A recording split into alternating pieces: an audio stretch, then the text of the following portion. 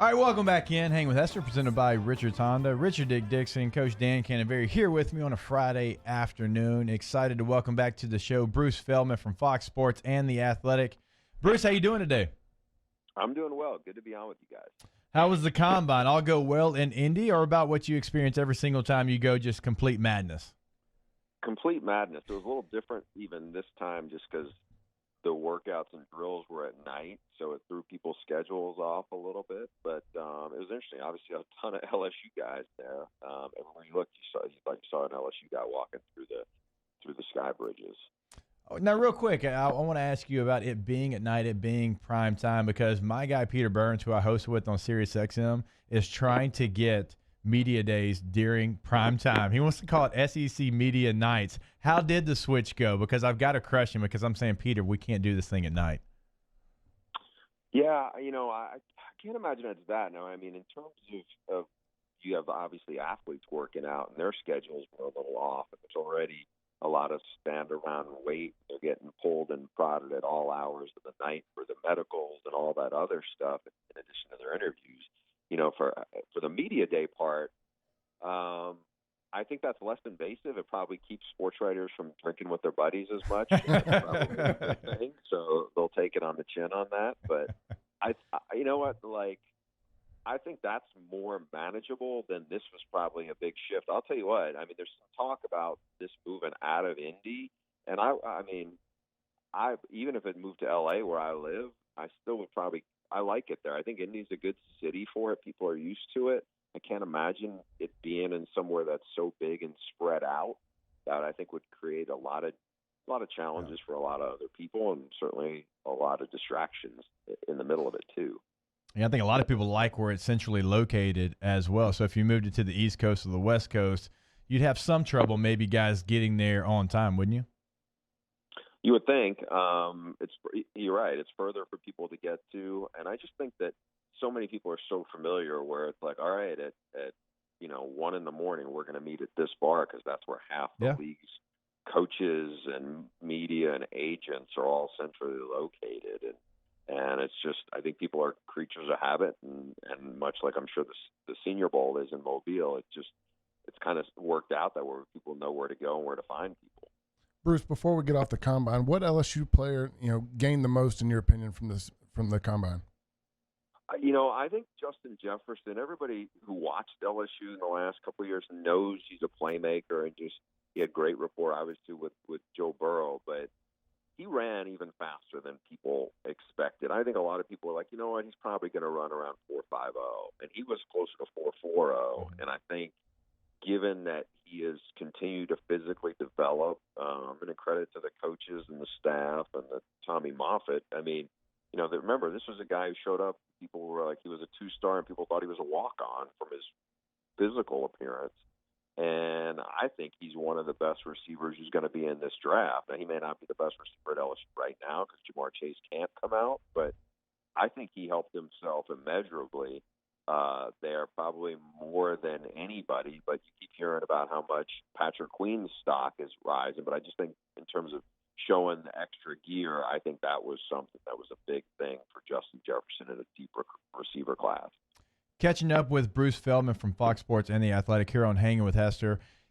Your latest article on The Athletic, ranking the 25 best coaches in college football. We actually had Stewart on yesterday, and my co-host, he was literally in lockstep with Stewart, 1 through 9, I think. He only had one that was a little bit different. But y'all's list actually has some that are different. Now, he had Nick Saban and Dabo Swinney 1A and 1B, and then Coach O came in at number 3. You've still got Nick and Dabo at the top. Coach O comes in at number 4, right behind James Franklin.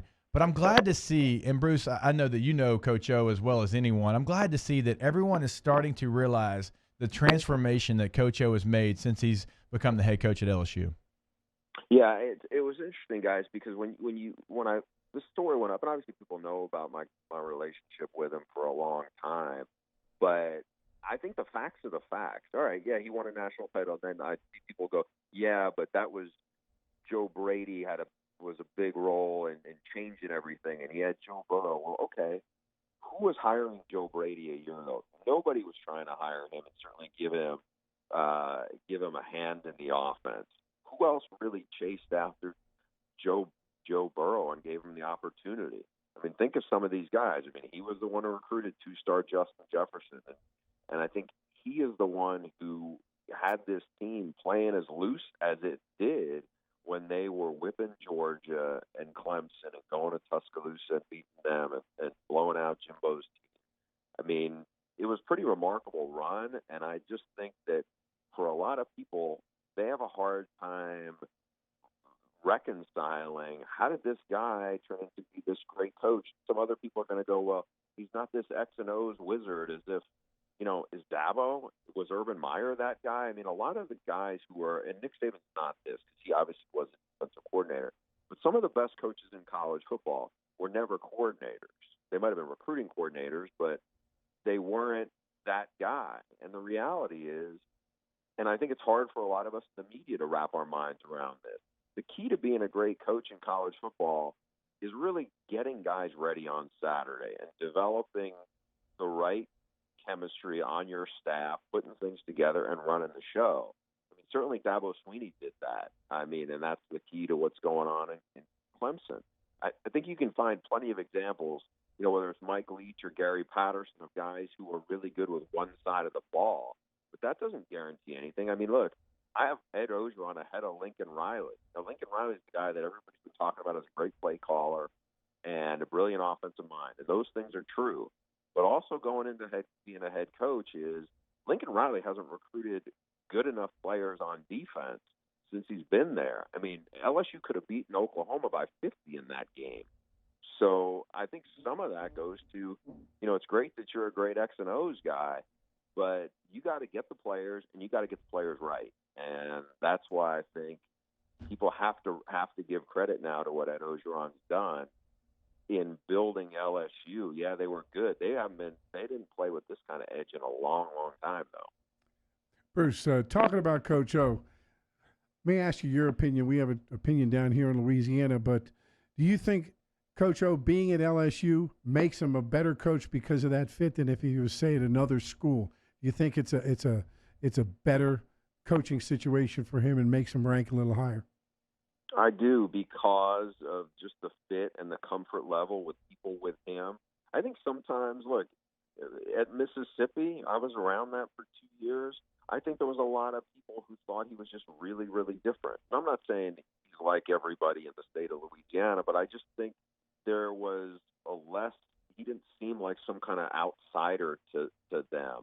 I mean, at USC, when he was Pete Carroll's right-hand man, when they got it rolling, I think there was a lot of respect that people had for him. They knew he was different. He sounded different. He had you'd hear him at practice. It was different. But I think there was a different relationship. I think in a lot of other places, if it's not going quite well, they're going to talk about how this is not, this just doesn't mesh with where they are. At LSU, I mean, look, he grew up dreaming of that place, of playing there, and then of coaching there. And I think he knows so many people in the state, whether they're high school coaches or people who he's connected with all along the way, that he's just natural there. I'm not saying if he was the head coach in, let's say, at NC State or at Arkansas, he couldn't have had a lot of success. I think I think USC definitely missed the boat when he got it going, and then they ended up going a different direction.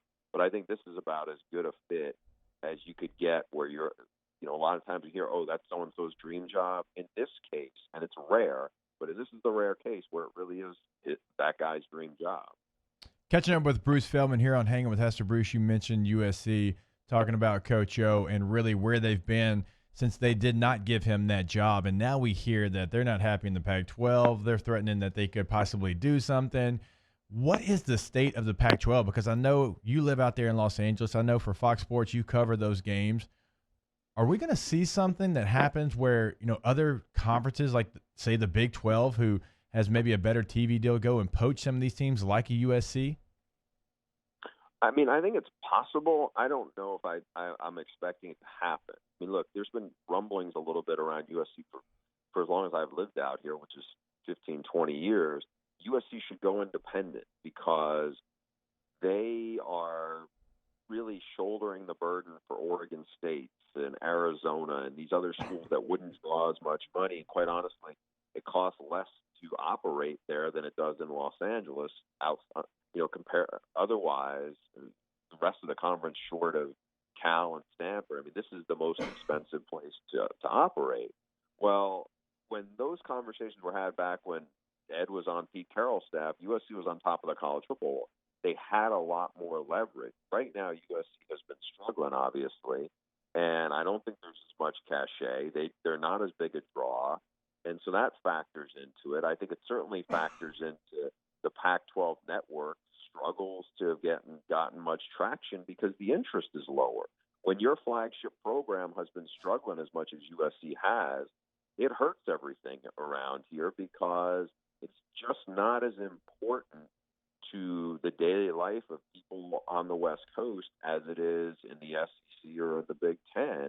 And so put that on top of it. Then if you try to say, all right, we're going to stick them in the Big 12, you got to remember there's other sports that are there. And if you're talking about taking USC, well, the USC to West Virginia volleyball game, that's not going to be that's going to be a real challenge to pull off financially. Right. I mean, it's just travel issues. USC to Iowa State, even if you put UCLA in there too, UCLA to Lubbock, those are not easy places for people to get to and to move teams around to. So it's pretty complicated in how this thing could play out if it really does get a little bit of more momentum. All right, we've got a couple more here with Bruce Feldman from The Athletic. And again, if you don't subscribe to The Athletic, if you don't pay for that service, you are doing it wrong. Bruce does a fantastic job, as many do on that website. We got a question for you inside of our Bayou Ford Huddle. Ask Bruce, Ole Miss or Mississippi State best position after their coaching hires? That's a great question because on one hand, I think Mike Leach is a much more accomplished coach. What he did at Texas Tech and even what he did at Washington State was really something pretty remarkable given how bad those programs were. Having said all that, as one coach put it to me, the deep end of the pool now. He's in the SEC West. It's much aggressive, cutthroat recruiting landscape he's in. Even though when he was at Washington State did a really good job, and it was more of an uphill climb to go from Washington State compared to Washington. There's just a lot of players there. Well, now he's at Mississippi State with more resources, but it's relative. Where you got LSU that just won a national title, their brand is scorching hot. Nick Saban's still there, and you got Lane Kiffin and Auburn, and Jimbo's making $75 million. That's a lot. I think Lane Kiffin is in a little better position than what you have with Leach and Starkville. I'm curious to see what Lane Kiffin does with John Rice Plumlee, who LSU fans remember how dynamic a runner he can be. But I think as long as Lane can stay out of Lane's own way, if he can do that, I think he's better positioned right now than Leach is. I think Leach will have he may have a 9-3 season, an 8-4, and then there's going to be some 6-6s. But I think Lane has a chance because of the resources there, and he knows the landscape, quite honestly, better than Leach does. I think he has more of a chance to get some momentum there. All right, he is Bruce Feldman again, does a great job for The Athletic, Fox Sports. Go ahead and subscribe to The Athletic. Great article ranking the 25 best coaches in college football. Just the latest and greatest from Bruce. Bruce, appreciate your time as always. I know how busy you are this time of year and getting back from India. I appreciate you making some time for us. Always a pleasure to be on with you guys. Thanks for having me. All right, there he is, Bruce Feldman.